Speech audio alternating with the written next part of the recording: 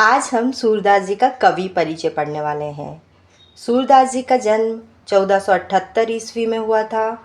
सूरदास जी के जन्म स्थान को लेकर विद्वानों में काफ़ी मतभेद है। फर्स्ट जो मत है इनका वो प्राचीन विद्वानों का मत है। जो प्राचीन विद्वान थे वो दिल्ली के पास सीही नामक गांव को सूरदास जी का जन्म स्थान मानते हैं।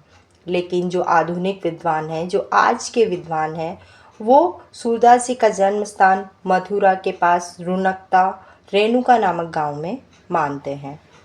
आपकी पाठ्य पुस्तक में दोनों ही मत दिए हुए हैं। जो फर्स्ट वाला है वो प्राचीन विद्वानों का मत है और जो सेकंड है वो आधुनिक विद्वानों का मत है। सूरदास जी के गुरु का नाम महाप्रभु वल्लभाचार्य जी था। सूरदास जी का निवास स्थान गऊ घाट था। गऊ घाट मथुरा और वृंदावन के बीच में स्थित है।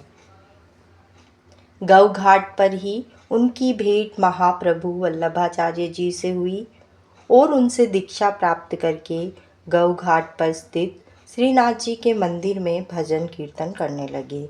जब ये महाप्रभु वल्लभाचार्य जी से मिले तो इन्होंने उनसे ही जितनी भी वेदों की वेदांगों की जितनी भी शिक्षा लेनी थी इन्होंने अपने गुरु से ली और शिक्षा प्राप्त करने के बाद गऊ घाट पर ही भगवान श्री कृष्ण जी का मंदिर था, श्रीनाथ जी का, वहीं पर ये कृष्ण की भजन लीलाएं गाने लगे, यानी कि कृष्ण की भक्ति के पद गाने लगे।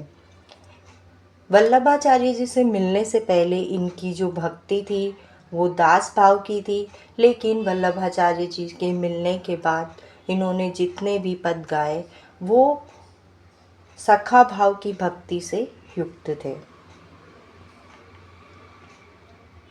सूरदास जी के पदों में वात्सल्य और श्रृंगार रस का अद्भुत समन्वय है।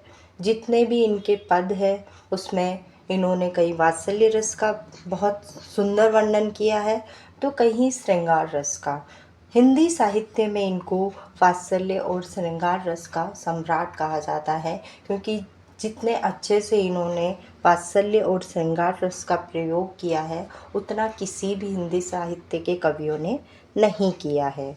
भाषा, इनकी भाषा ब्रज भाषा का इन्होंने प्रयोग किया है और जो इनकी कृतियाँ हैं इन्होंने हिंदी साहित्य को 3 अनमोल कृतियाँ भेंट की है। उसमें से फर्स्ट है सुरसागर, सेकंड है सुरसरावली एंड थर्ड है साहित्य लहरी।